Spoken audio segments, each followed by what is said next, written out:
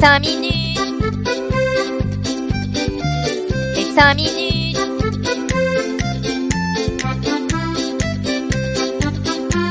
Les 5 minutes du coin. Bonjour à tous et bienvenue pour ce nouvel épisode des 5 minutes du coin. Le proverbe de la semaine sera « La fortune a pour main droite l'habileté et pour main gauche l'économie ». Soyez donc habiles et n'investissez uniquement l'argent que vous êtes prêt à perdre. Encore une semaine assez stable sur le marché des cryptos, le Bitcoin malgré quelques secousses restant collé serré dans le range des 17 000 $, et son Fear and Greed Index est de 26, dans la peur. Un sentiment qui devient banal. Je crois que j'ai oublié ce que c'était réellement d'avoir peur. La question qu'on se pose tous maintenant, c'est a-t-on atteint le bottom ou allons-nous à la rencontre des 12 000 $? Eh bien, c'est une question à laquelle je ne répondrai pas car j'en sais rien, mais je ne dirai pas non pour tirer une cartouche à ce prix-là. Commençons ces infos chez nous. J'adore parler de notre pays où les taxes sont plus nombreuses que les habitants. Ouais, je sais, j'abuse un peu, mais bon, je me suis plutôt fait trouer le cul à devoir encore payer une taxe d'habitation, j'ai besoin de me plaindre. Je suis français après tout. Notre licorne nationale, Ledger, a pas mal fait parler d'elle cette semaine avec deux infos plutôt importantes. La première, c'est que c'est terminé de pouvoir insérer les Ledger dans le fondement pour les cacher, car le dernier modèle, le Ledger Stacks, n'a vraiment plus la forme adéquate. Ce nouveau jouet a été produit en collaboration avec le créateur de l'iPod, pour ceux qui ont connu l'époque où un baladeur MP3 était dissocié d'un téléphone portable. Ce Ledger Stacks possède un écran tactile permettant de facilement visualiser ce qu'il y a sur le portefeuille. Il est donc facile à appréhender pour les débutants. C'est là sa force. Seul bémol de cette innovation, son prix, qui est de 280 €, donc presque 4 fois celui d'une Nano S+.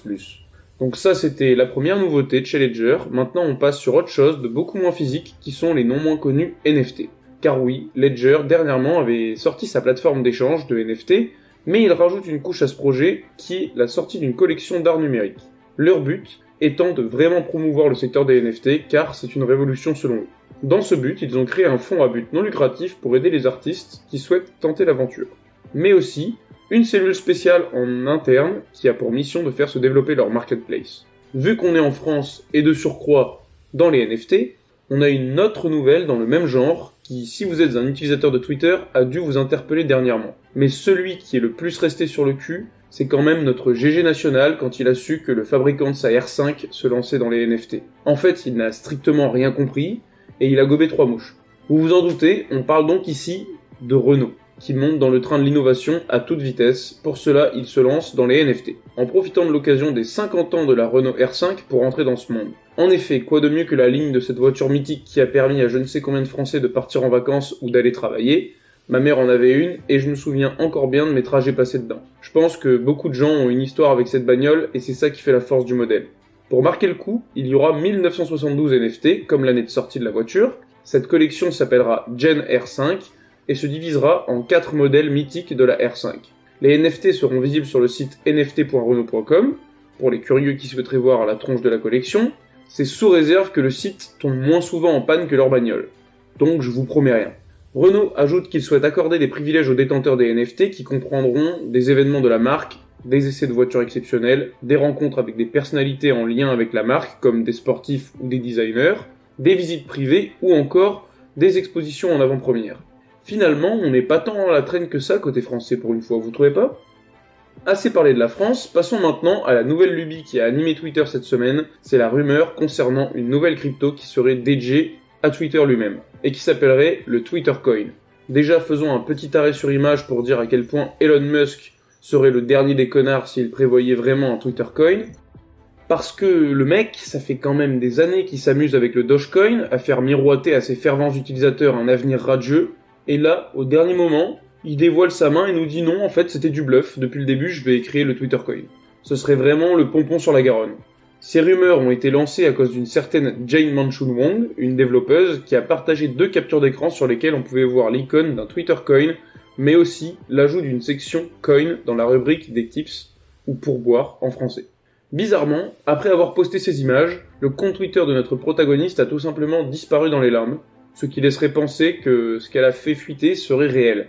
Ou je dis bien « ou », car il faut douter de tout, que tout ça peut être un énorme coup de buzz promotion et qu'ils font passer ça pour un leak.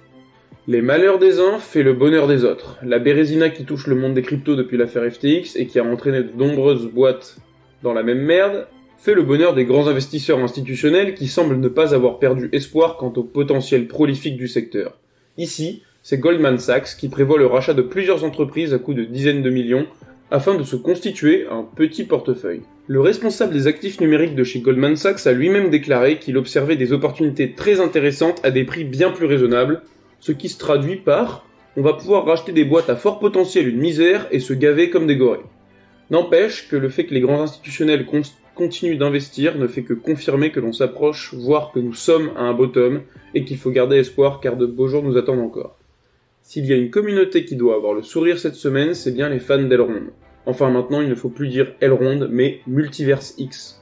En effet, leur jeton, le e-gold, a cette semaine été listé sur le géant des exchanges américains, Coinbase, ce qui s'est d'ailleurs fait ressentir sur le cours qui suit une trajectoire ascendante depuis cette nouvelle, étant passé d'un prix moyen de $40 à 44 pour cette fin de semaine.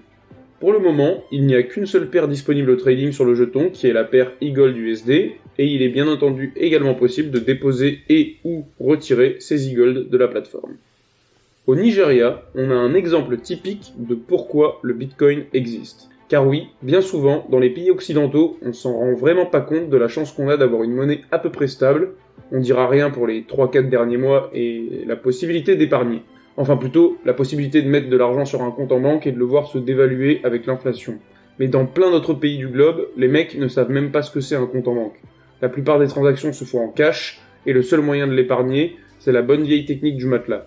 De plus, tous les pays ne sont pas tendres, et c'est ce qui se passe au Nigeria, qui souhaite mettre en place sa monnaie numérique de banque centrale de manière plutôt musclée. Les deux freins principaux à l'adoption de cette MNBC sont l'argent liquide et le Bitcoin.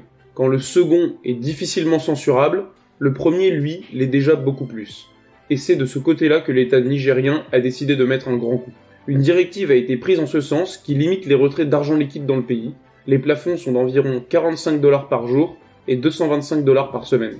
Vous imaginez à quel point c'est grave, déjà que de base on a tous des plafonds dans nos banques, ce qui reste une aberration car l'argent qu'on place chez eux c'est le nôtre, on devrait pouvoir en disposer comme bon nous semble, mais là, au Nigeria, c'est carrément l'État qui impose aux banques de limiter leurs clients sur les retraits. Qu'est-ce qui dit qu'une situation pareille ne pourrait pas arriver en Europe, si Bitcoin commence à trop déranger le système en place? Les banques pourraient tout simplement recevoir l'ordre de bloquer tous les virements vers un exchange qu'ils soient centralisés ou non. Voilà les limites de notre système, et on le sait, c'est quand les hommes sont au dos au mur qu'ils sont les plus dangereux. Profitons de pouvoir acheter du Bitcoin en toute liberté. Strike! Non, je ne joue pas au bowling, enfin si, de temps en temps, comme tout le monde, mais là, c'est le nom d'une application. Donc qu'est-ce que c'est Strike? C'est une application mobile de paiement basée sur le Lightning Network, et oui les gars, pour ceux qui ne le savent pas ou qui en doutent, ça fonctionne réellement.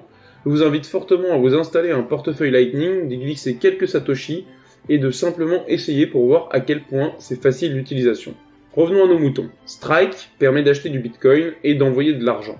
Mais ils ont sorti une nouvelle fonctionnalité pour les utilisateurs américains, permettant de faire des virements instantanés et sans frais vers le continent africain. Actuellement, seuls 3 pays sont concernés, ces derniers sont le Kenya, le Ghana et le Nigeria, dont on parlait il y a à peine 5 minutes. Je pense pas que ça doit les ravir ce genre de news. Strike s'est associé à Bitnob pour réussir ce pari et rendre l'expérience utilisateur la plus fluide et simple possible. Car oui, Strike n'est pas disponible dans ces pays-là, il leur fallait donc un intermédiaire. Qui dit basé sur le Lightning Network ne veut cependant pas forcément dire Bitcoin. En effet, ici, on parle de monnaie fiat, du moins pour le receveur. En effet, même si un utilisateur américain envoie du Bitcoin à un utilisateur d'un des 3 pays africains, le receveur n'aura d'autre choix que de récupérer le don dans sa monnaie locale. Sinon, faut passer directement d'adresse Bitcoin à adresse Bitcoin, mais là, c'est une autre histoire.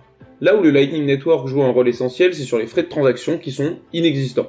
Une révolution quand on sait ce que demandent les banques ou autres comme frais annexes pour faire des virements de pays à pays. À trop vouloir prendre leur part du gâteau, c'est le gâteau tout entier qui commence à se faire la malle. On a PayPal qui va élargir son service de garde de crypto-monnaie au Luxembourg. C'était déjà disponible aux USA depuis 2 ans et au Royaume-Uni depuis 1 an. Ça le sera désormais au Luxembourg. Là où il y a du pognon à récupérer quoi. Après franchement, vu les règles de PayPal et comment ils autorisent à bloquer les comptes de leurs clients pour un oui ou pour un non, j'y mettrai pas les pieds personnellement. Il sera donc possible d'acheter des cryptos via PayPal, qui seront au nombre de 4, Bitcoin, Ethereum, Litecoin et Bitcoin Cash, et également de les garder sur le portefeuille de PayPal. Malgré les possibilités limitées du système, cela reste un petit pas en plus d'un géant institutionnel en faveur de l'adoption des cryptos. Attention, préparez-vous à une blague de qualité, GameStop a dit stop au Web3. En effet, ils ont annoncé une perte de 95 millions de dollars depuis le début de leur aventure dans le monde des cryptos. C'est compliqué quand on arrive en bull run et qu'on se mange plus d'un an de baisse dans la gueule. Et vaut mieux avoir les reins solides. En l'occurrence, GameStop s'est lancé sans avoir bien pris ça en compte, ce qui résulte de licenciements surtout dans leur secteur lié au Web3 et à la crypto. Malgré tout, GameStop estime qu'à long terme, les crypto-monnaies et les NFT auront un rôle à jouer dans les jeux vidéo. Cependant, à court terme, ils ont grandement réduit leur exposition. Un triste constat quand on sait qu'il y a à peine quelques mois, ils lançaient leur marketplace NFT en partenariat avec Immutable X. La blockchain Genesis a fait un changement de consensus comme pour le merge d'Ethereum, ils sont passés du Proof of Stake alors qu'ils étaient en Proof of Authority. Ce qui est sûr, c'est que ça a fait beaucoup moins de bruit que celui d'Ethereum. Ce passage au Proof of Stake aurait donc rendu la blockchain Genesis la troisième blockchain sur ce modèle la plus décentralisée, avec environ 100 000 validateurs, alors qu'il n'y en avait que 20 lorsqu'elle était en Proof of Authority. Pour favoriser cette décentralisation, la Genesis Chain a fortement abaissé la barrière à l'entrée, car il n'y a besoin que d'un seul jeton pour valider un nœud. Actuellement, un jeton coûte 85 €, ce qui rend la validation vraiment accessible à tous. On termine les infos de cette semaine avec un petit coup de FUD lancé par Coinbase qui enjoint ses clients à swap les USDT en USDC. Un bon coup de pied dans la fourmilière. Pour motiver les troupes, ils annoncent un zéro frais sur les conversions des USDT vers l'USDC, une annonce qui fait un peu écho à ce qu'avait fait Binance, c'est-à-dire convertir tous les USDC de leur plateforme vers le BUSD. On va dire que Coinbase sont pour le moment plus modérés car ils ne l'imposent pas, mais le conseillent fortement. Ce qui ressort de ce message, ça reste un peu de peur des investisseurs qui ont des USDC, car en demandant cela, Coinbase traduit une faiblesse de son stablecoin et une perte d'utilisateurs au profit d'autres stablecoins. Merci d'avoir suivi ces 5 minutes du coin. Si ce condensé de l'actualité vous a plu, n'hésitez pas à me suivre ici et sur Twitter. Bonne journée à tous, et surtout, hold on for dear life!